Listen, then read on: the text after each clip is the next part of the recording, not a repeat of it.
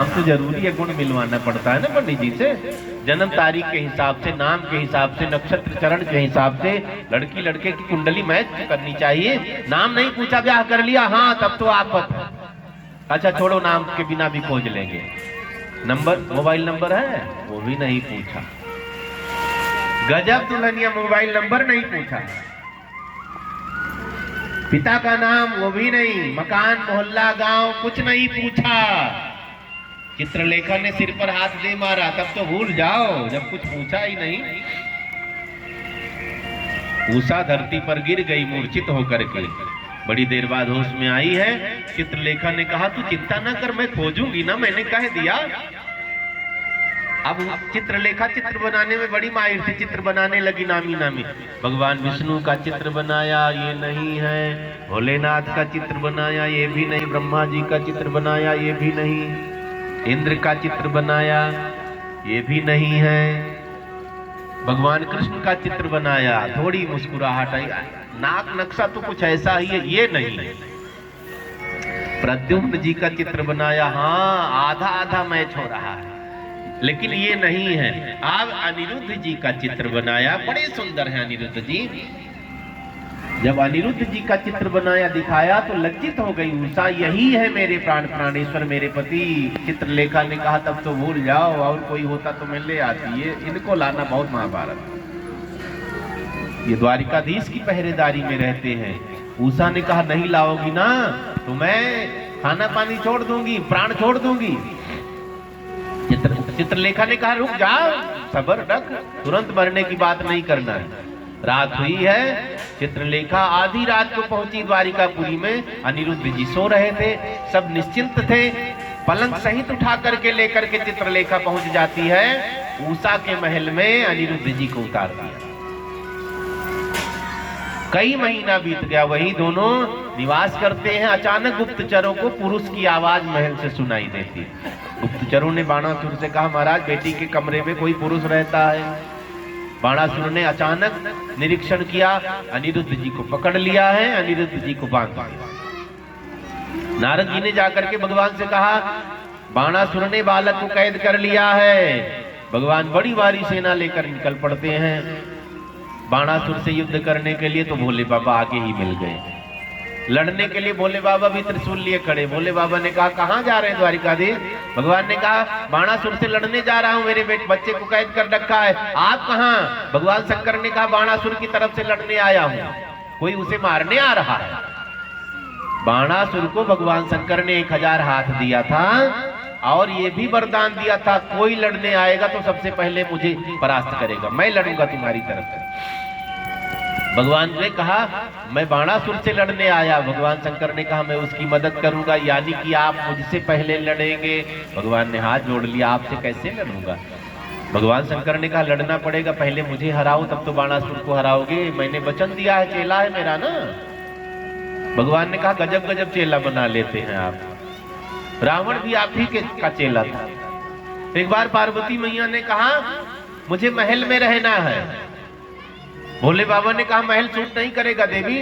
पार्वती जी ने कहा बनवाओ तो सूट कैसे नहीं करेगा। जिद करने लगी। भगवान शंकर ने विश्वकर्मा जी को बुलाया, महल बनाओ। विश्वकर्मा जी ने सागर पर सोने की लंका तैयार कर दी है। भगवान ने कहा पार्वती जाओ अंदर प्रवेश करो। पार्वती जी ने कहा नहीं, पहले पंडित जी को बुलाओ। अब पंडित जी को बुलाया तो रावण ही आ गया, चेला है ना। विधि विधान से पूजा करवाई। भगवान शंकर ने कहा आप गृह प्रवेश करो पार्वती। पार्वती मैया ने कहा पहले पंडित जी को दक्षिणा तो दो। भोले बाबा ने कहा चेला है कोई बात नहीं, हाँ चेला होगा, आज पंडित पुरोहित बनकर के पूजनीय बनकर के आ दक्षिणा दो। भोले बाबा ने कहा चेला क्या चाहिए? महाराज कुछ नहीं, मांग लो कुछ, आज जो मांगोगे सब मिलेगा। कभी महल देखता, कभी भगवान शंकर को देखता, बाबा ये महल ही मुझे दे दो। भगवान शंकर ने कहा नगद करो तुरंत। उंगली पकड़ी पार्वती की, चलो वहीं बर्फ में हम लोग आनंद लेंगे। तो कई चेले भी बड़े भयानक।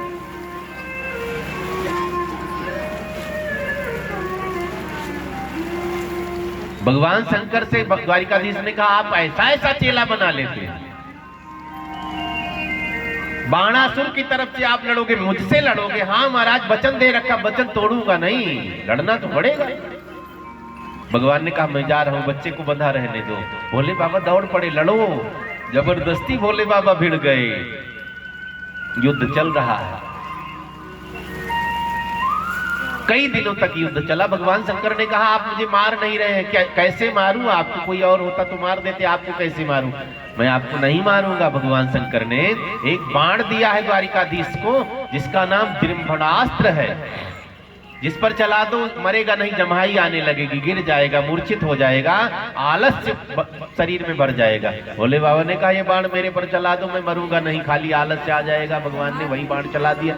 भोले बाबा धरती पर पड़ गए हैं, जम्हाई आ रही है, नींद आ रही है, नींद भी नहीं आ रही है, अब उठ भी नहीं पा रहे हैं। भगवान आगे बढ़े, बाणासुर अस्त्र शस्त्र लेकर, हजार हजार भुजाएं, अहंकारी है, मैं तो पर्वत को भी धूल बना देता हूँ, 1000 हाथ से मसलो तो पर्वत भी धूल बन जाए। बाणासुर को घमंड था। अब भगवान ने एक चक्र छोड़ दिया है, बाणासुर का एक एक हाथ कट रहा है, भुजाएं कट कट करके आसमान में उड़ रही हैं। सब भुजाएं कट गई। जब दो बची, भगवान शंकर उठ नहीं पा रहे थे, जैसे तैसे दौड़े, रुक जाओ, चक्र को रोको। भगवान ने कहा क्या हुआ प्रभु, 2 हाथ रहने दो, अभी जोड़ना पड़ेगा, तो हाथ ही नहीं रहेगा तो जोड़ेगा क्या? भगवान ने 2 हाथ छोड़ दिया बाणासुर का, और सब हाथ काट दिया है। 2 भुजाओं से बाणासुर ने भगवान की बड़ी सुंदर स्तुति की है। बोलिए द्वारिकाधीश भगवान की जय। वहीं बाणासुर ने उषा अनिरुद्ध का विवाह संपन्न करवाया। विदाई लेकर के भगवान पधारते हैं द्वारिका। कथा आगे बढ़ी। सूत जी ने सौनकादि ऋषियों से कहा है कि भगवान पांडवों के अश्वमेध यज्ञ में गए थे। पांडवों के अश्वमेध यज्ञ में अग्र पूजा किसकी हो, सबसे पहले पूजा किसकी की जाए, ये बात प्रस्तावित की गई। तो सहदेव ने कहा हम सबसे पहले द्वारिकाधीश की पूजा करेंगे, जो हमारी हर क्षण रक्षा करते, हम पहले द्वारिकाधीश की पूजा करेंगे। अब सभा में शिशुपाल दंत वक्र भी आया था, हजार हजार गाली देने लगा शिशुपाल। बुआ का बेटा, भगवान ने वचन दे रखा था रुक जाओ, नहीं मान रहा, गाली देता जा रहा। कई बार भगवान के सामने गाली नहीं देता तो भगवान सुनते जा रहे हैं। भगवान ने बुआ को कहा था 100 गाली तक माफ। शिशुपाल जब से पैदा हुआ छोटा सा था, पानी को तानी कहता, तब से भगवान को गाली देता है। लेकिन भगवान ने बुआ को वचन दिया 100 गाली माफ। उसके ऊपर तो फिर सोचना पड़ेगा। आज शिशुपाल ने भगवान को 100 गाली से ऊपर दे दिया। भगवान ने चक्र छोड़कर मुंडी काट दी है। बोलिए बाल कृष्ण लाल की जय। मुंडी कटी। भगवान की अग्र पूजा हुई है। भगवान ने अश्वमेध यज्ञ करवाया है। पांडवों का यज्ञ था, भगवान वहां शामिल हुए। भगवान ने सबको काम धाम बांटा था, सबका कार्य अलग अलग वितरित कर दिया, तुम ये करोगे। जब सब काम बट गया, भगवान ने कहा कुछ काम मैं भी करूंगा। दुर्योधन को दान बांटने में लगाया था। पांडवों की यज्ञ में दुर्योधन दान बांटेगा। भीम ने कहा प्रभु ये तो हमारा दुश्मन है, सब लुटा देगा। भगवान ने कहा इसीलिए तो इसको बिठाया है कि दिल खोल करके दान करेगा। तुम सोचेगा पांडव जितनी जल्दी गरीब हो जाएं, अब दुश्मन को दान बांटने में बिठाओ, सारा दल लुटा देगा, जल्दी भीख मांगे। तुम दान बांटोगे तो कंजूसी से बांटोगे, बचा बचा कर बांटोगे। तो दान में कंजूसी नहीं होनी चाहिए, दिल खोल कर लुटाओ, क्योंकि जितना लुटाओगे उसका 1000 गुना भगवान वापस करने वाले। महीना 2 महीना 4 महीना में। एक दाना गेहूं खेत में डालते हैं ना, एक बाल होती है ना, एक पेड़ गेहूं में कितना होता है गिना नहीं, मैंने अंदाजा 60-65 मान लो। एक दाना गेहूं डाला था, इतना लाभ परमात्मा ने दिया। कोई बैंक देगा इतना लाभ? 60 गुना 70 गुना ज्यादा। इसलिए दान जरूर किया करो। दान की बड़ी महिमा कलयुग में। प्रगट धर्म के चारि पद कलिमहु एक प्रधान। जेन केन विधि दीन्हे दान करे कल्याण। तन पवित्र सेवा किए धन पवित्र किए दान। मन पवित्र हरि भजन सो होत त्रिविध कल्याण। तन पवित्र सेवा किए, सेवा करने से हमारा तन पवित्र हो जाता है। धन पवित्र किए दान, धन पवित्र हो जाता है दान करने से। मन कैसे पवित्र होगा? हरि का स्मरण करते रहो, मन भी पवित्र हो जाएगा। तन मन धन तीनों से सेवा करनी है ना। तन को भी पवित्र करना, मन को भी पवित्र करना, धन को भी पवित्र करना है।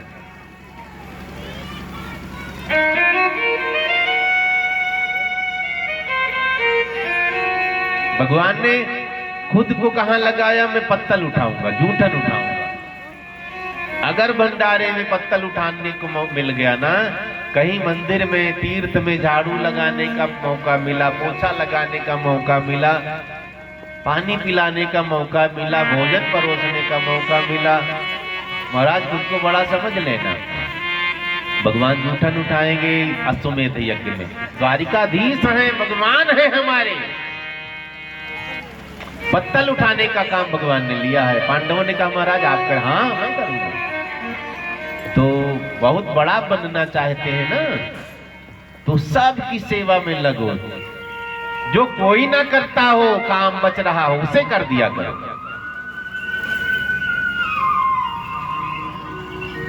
जब हम लोग आश्रम में पहुंचते हैं गुरुकुल में अयोध्या, वैसे टाइम लग जाता, 6-6 महीना साल बाहर रहते रहे, कथा चलती रहती है।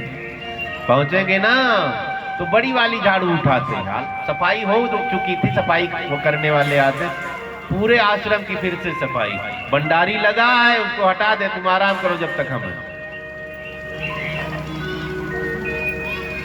सेवा से पीछे नहीं हटना है। जितनी सेवा करोगे उतनी आपकी तरक्की होगी, उतना आपका मन निर्मल होगा, उतना भगवान की भक्ति मजबूत होगी। भगवान ने पत्तल उठाने का काम लिया। अश्वमेध यज्ञ पूर्ण हुआ है, कथा आगे बढ़ी है। एक पौंड्रक नाम का राजा हुआ, जो भगवान कृष्ण जैसी हरकत करने लगा। नकली 4 हाथ लगा लिया है, चक्र बनवा लिया है, नकली गरुड़ बनवा लिया है, खुद को द्वारिकाधीश, खुद को भगवान मानने लगा। उसने कई बार भगवान द्वारिकाधीश के पास दूतों को भेजा है कि खुद को मेरे चरणों में डाल दो, नहीं तुम्हारा सर चक्र से अलग कर दूंगा। भगवान ने कहा अच्छा मिला है, दूसरा कृष्ण तैयार हो गया। कई लोग धरती पर भगवान बनते हैं ना।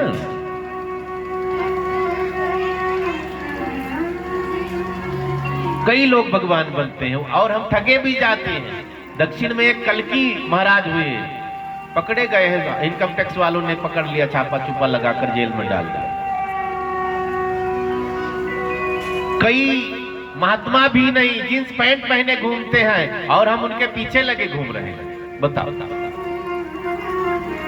साधु भी नहीं दिखते हैं। अब बताओ, समझदारी तो रखो। साधु का मतलब क्या होता है? खाली मीठा मीठा लच्छेदार भाषण दे दे वही साधु है? नहीं, जो खुद को साध कर बैठा हो।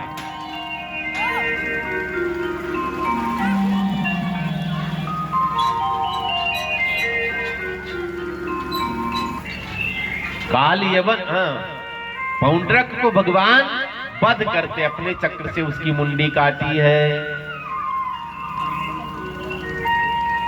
जो नकली होता है, घमंड करता है, पतन जल्दी हो जाता है। एक राक्षस हुआ है काल यवन।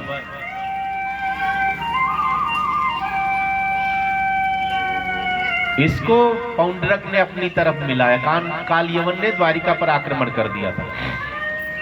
भगवान कुछ देर तक लड़ते रहे, इसकी सेना को खत्म किया, लेकिन कालियवन को मैं नहीं मार पाऊंगा। भगवान ने सोचा इसकी मृत्यु तो ये वरदान प्राप्त कर रखा, इसे कोई तपस्वी ही मार सकता है और कोई मैं नहीं मार पाऊंगा। भगवान भागने लग जाते हैं। कालियवन पीछे पीछे, रुक जा रण छोड़, रुक जा रण छोड़। तू वहां चलिया है, आज भाग करके तूने साबित कर दिया तू तो दुष्ट है, पीठ दिखाना तेरा काम है। भगवान ने कहा लड़ने में फायदा नहीं, भागने में, कई बार भागने में फायदा होता है, कई बार लड़ने पे फायदा होता है। जहां देखो जीत जाऊंगा लड़ लो, जहां देख लो हारूंगा। इतनी स्पीड पकड़ो महाराज की अपने घर के अंदर पहुंच करके ही सांस लेना। तो कई बार भागने में पहलवानी, भागने में भी तो दम लगता है, कई बार लड़ने में पहलवानी। भगवान भागते हैं क्योंकि इनके हाथों ये मरेगा नहीं। कालियवन नाम का राक्षस, भगवान पहुंच गए, एक गुफा थी उसमें छिप गए। गुफा में सूर्य वंश के राजा सो रहे थे। इन्होंने देवासुर संग्राम में देवताओं से वरदान मांगा था कि मैं जी भर करके सोना चाहता हूं। देवताओं ने कहा जो जगाएगा वो भस्म हो जाएगा। भगवान ने अपना पीताम्बर डाल दिया, राक्षस पहुंचता है, लात मार मार करके जगाता है। महात्मा जगे। अब जब जगे तो आंख खुली, कालीवन जलकर राख हो गया। भगवान ने कहा ठीक किया। भगवान ने वही महात्मा को दर्शन दिया।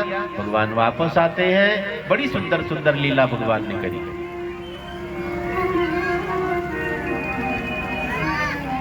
कथाएं तो बहुत है भागवत जी में, 18,000 मंत्र हैं।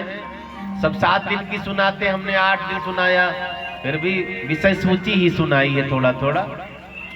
भागवत जी की कथा सुनने के लिए कम से कम 1 जन्म पूरा लगना है। हो सकता है पूरी कथा ना सुन पाओ। अगर एक एक मंत्र की, एक एक श्लोक की कथा सुनी जाए ना, एक जीवन कम पड़ जाएगा। तो कथा कठिन है, उसको सरल भी बनाना कि सब समझ जाएं। कुछ इधर से जोड़ना, कुछ उधर से जोड़ना, कुछ समाज की बात करना है। जो बात हम आपसे कहें आप समझ जाओ, कथा सुनाने में तब फायदा है ना। बोलिए बाल कृष्ण लाल की जय। लगभग जो मैंने कहा सब समझ गए, मुझे पता चल गया है।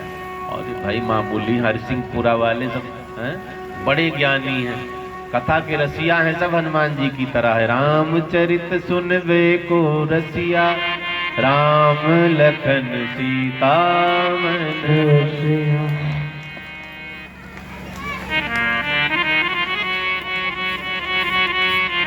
कल हवन का कार्यक्रम है। सुबह कितने बजे रखा जाए हवन बताओ? 10 बजे? 9 बजे? हाँ 9 बजे। अब मौसम ठंडा नहीं, बहाना न करना, अभी देर में नहाऊंगा। आगे भागवत कथा चालू है, महाराज जी कुछ पुरस्कार बोलेंगे, विचार बोलेंगे, उसके बाद भजन होगा, भजन के बाद आरती होगी, तो कथा होगी, कथा के बाद देखते रहेंगे। हवन में भी जुड़ना है। अभी सुदामा जी की सुंदर झांकी का भी आनंद लेना है, सुदामा चरित्र सुनाएंगे भी। तो कथा में आप सब जुड़े। अचानक महात्मा पधारे, महाराज जी रामतोष जी महाराज, रजनीश जी महाराज, इनके लिए ताली बजाएंगे। कोई घर बचा नहीं होगा जहाँ न पहुंचे हो, सबको बुलाने गए, सबके घर पर्चा देने गए। पैसा भी लेने गए नहीं अभी? हाँ गए होंगे, छोड़ने वाले नहीं। एक बार इनको राम राम कर लो, फंस गए समझ लो। तो इनको राम राम करो ना, पक्का है रसीद में नाम चढ़ेगा। वसूली में बड़े माहिर हैं सब। तो अपने लिए कुछ नहीं कर रहे, सबको जोड़ते हैं। भागवत जी की कथा हुई, सबसे मांग रहे हैं। यहाँ खर्चा भी तो बहुत रहता है, भंडारा होना है, कलाकार, टेंट, साउंड, सारी व्यवस्था बनती है, तो इसलिए सबको जोड़ना पड़ता है। वैसे करने वाले अकेले भी कर सकते हैं, लेकिन वो बात नहीं रहती। जब सब लगते हैं ना, तो सब कहते हैं मैं कथा करवा रहा हूँ, मैंने कथा करवाई है। जिसके पास जो है सब लिए दौड़े रहे। बड़ा सुंदर समय बीता आप सबके साथ। अचानक व्यवस्था बनी, कोई बात नहीं, भगवान ने कृपा करी। अचानक अहेतु की कृपा का क्या मतलब? अचानक कृपा को अहेतु की कृपा कहते, भगवान ऐसे ही कृपा करते। तो आप सब कथा से जुड़े हैं, सुनते रहेंगे। आगे आरती होगी, कथा होगी, भजन होगा, उसके बाद देखते रहेंगे। भंडारे में भी सबको बुलाना है, चैनल पर लाइव तस्वीर देखते जो भी रिश्तेदार सबको फोन करना है। अधिक से अधिक संख्या में सब पधारे। भंडारे में सेवा भी करनी, पहले ही पत्तल लेकर ना बैठ जाना।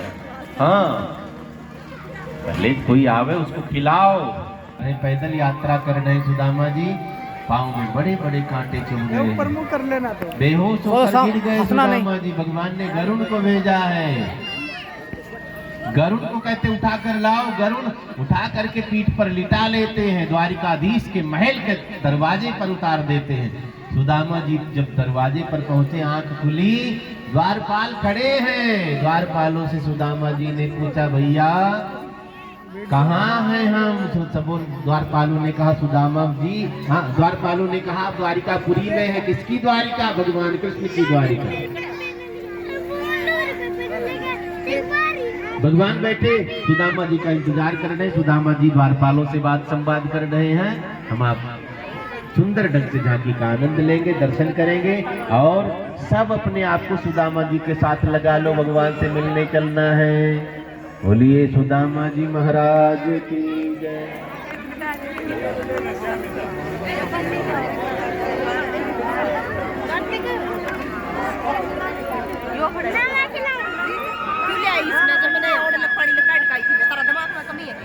कोई खड़े नहीं हो गए, बैठे बैठे।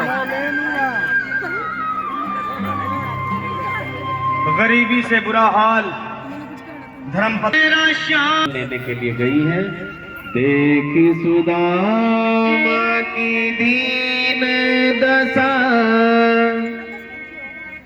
देख सुदामा की दीन दशा, करुणा करके करुणा निधि रोए। सुदामा जी की स्थिति देखकर थपक करके रो पड़े। पाँव में खड़ाऊ भी नहीं, बड़े बड़े कांटे चुभे हैं, ठोकर लगी, नाखून फट गए हैं। धोती आदि पहन रखी, आदि ओढ़ रखी, वो भी 15 जगह से फटी है। धोती फटी, बारी बारी एक एक आओ ना। लटी दुपटी। द्वारपालों ने बताया, प्रभु जाने को आहि बसे के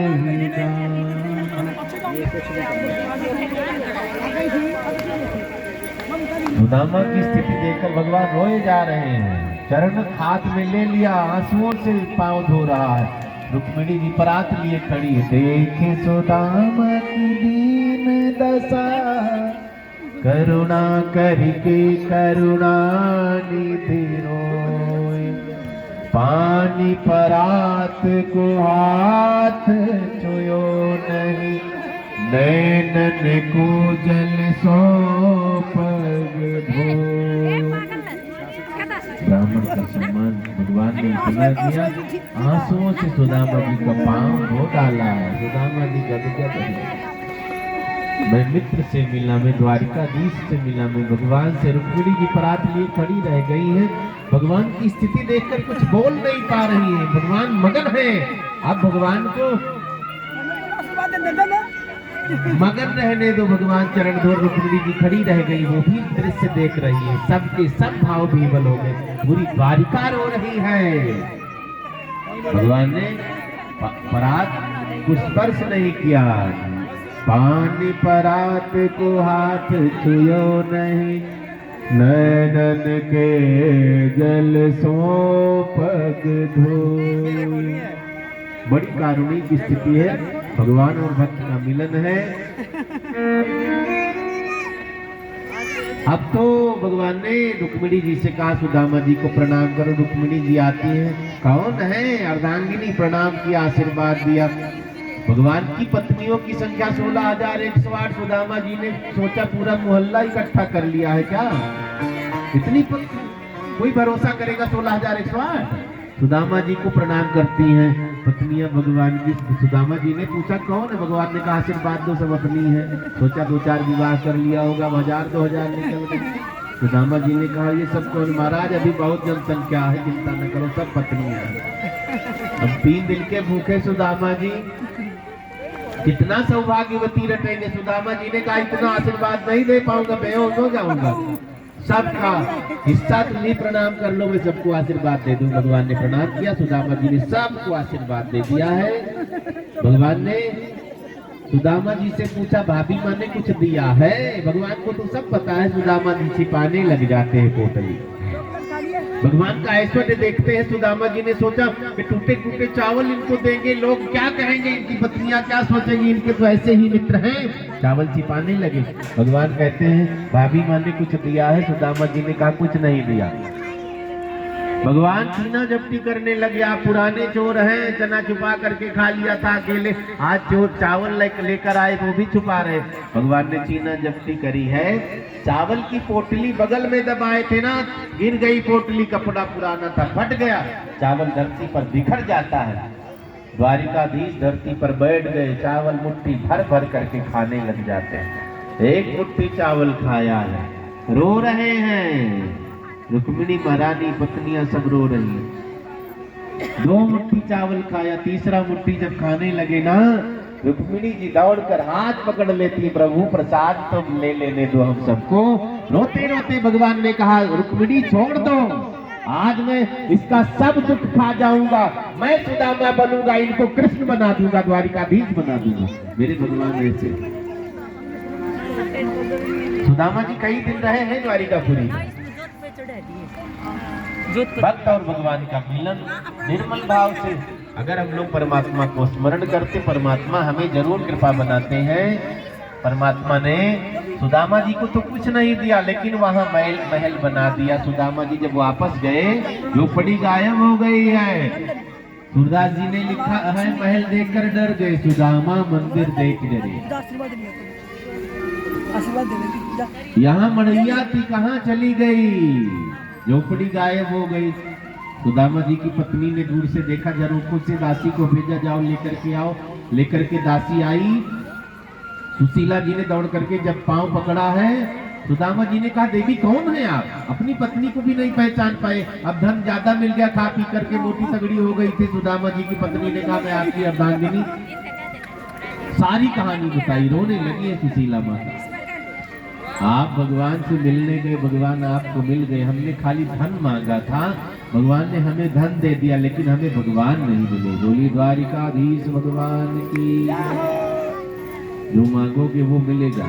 दर्शन मांगोगे दर्शन मिलेगा, भगवान को मांगोगे भगवान मिलेंगे, धन मांगोगे धन मिलेगा, बेटा बेटी मांगो बेटा बेटी मिले, पदार्थ मांगोगे पदार्थ मिलेगा, भगवान नहीं मिलेंगे। खाली भगवान को मांगोगे तब भगवान मिलेंगे। सुदामा जी ने भगवान का दर्शन चाहा, दर्शन करने गए। सुशीला ने धन मांगा, भगवान ने धन दे दिया। कई लोग धन पाने के बाद भगवान को भूल जाते हैं। सुदामा जी ने कहा नहीं, मैं तो आपसे धन संपत्ति मांगा ही नहीं, मैं तो वही सुदामा रहूंगा। जिनको धन चाहिए धन ले ले, हमें तो मेरा गोविंद चाहिए। बोलिए द्वारिकाधीश भगवान की जय। तो जब भी मांगो भगवान से कुछ नहीं, भगवान को ही मांगना है।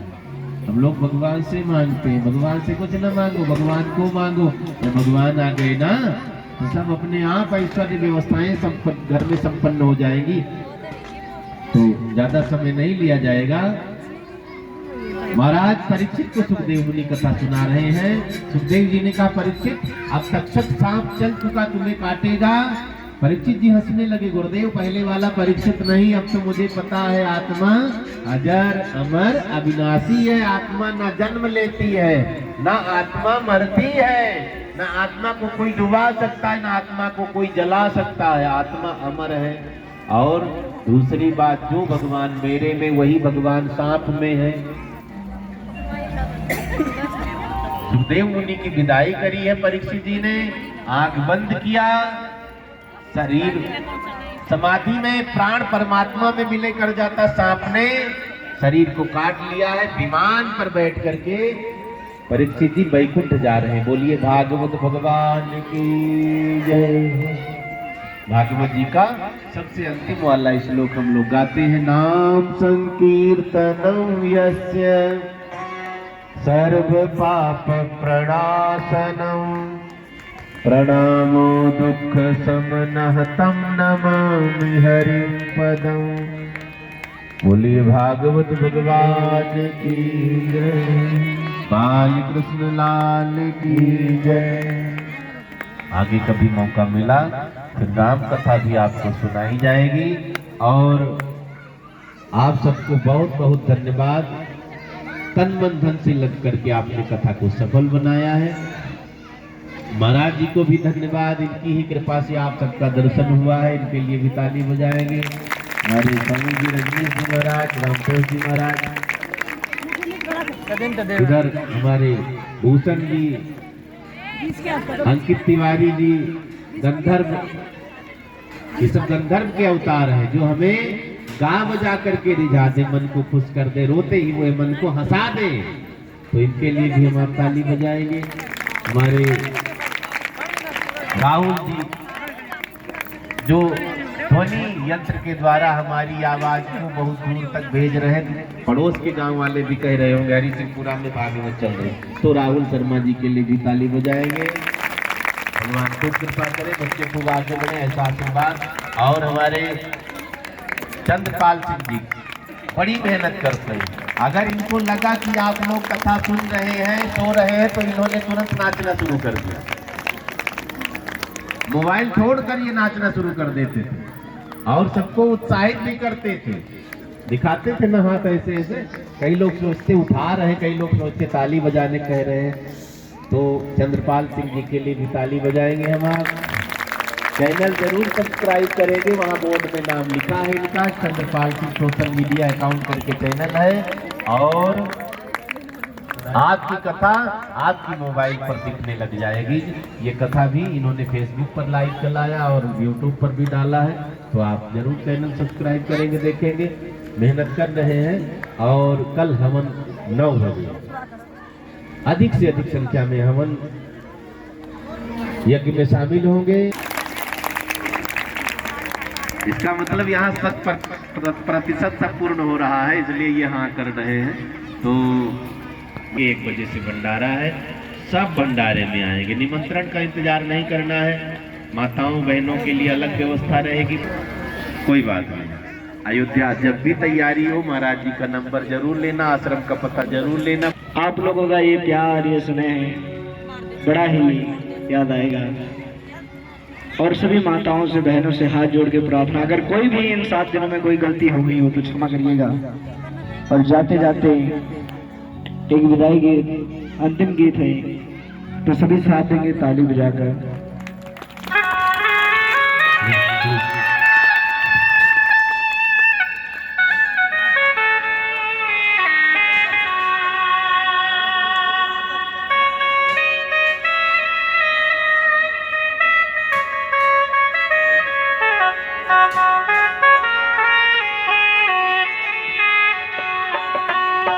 मिलन 7 दिन का हमारा तुम्हारा, मिलन 7 दिन का हमारा तुम्हारा, मिलन जिंदगी तो मिलेंगे दोबारा, रहे जिंदगी तो मिलेंगे दोबारा, मिलन 7 दिन का हमारा तुम्हारा,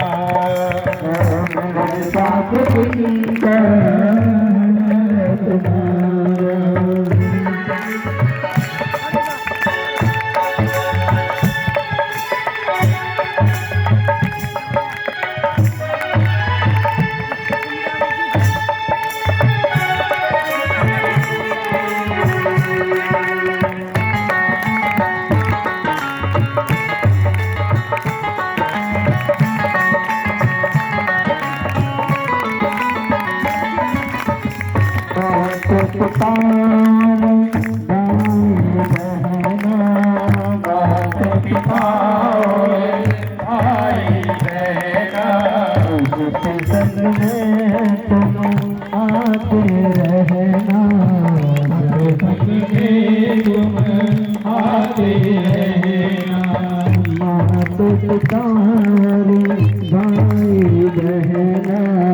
भागवत में तुम आते रहना, भागवत में तुम आते रहना, यही है बस मेरा आपसे कहना, यही है मेरा आपसे कहना, रहे जिंदगी का रंग दोबारा, रहे जिंदगी जिंदगी तो मिलेंगे दोबारा, रही जिंदगी तो मिलेंगे दोबारा, रही जिंदगी तो मिलेंगे दोबारा, मिलन साथ दिन का हमारा तुम्हारा, मिलन साथ दिन का हमारा तुम्हारा।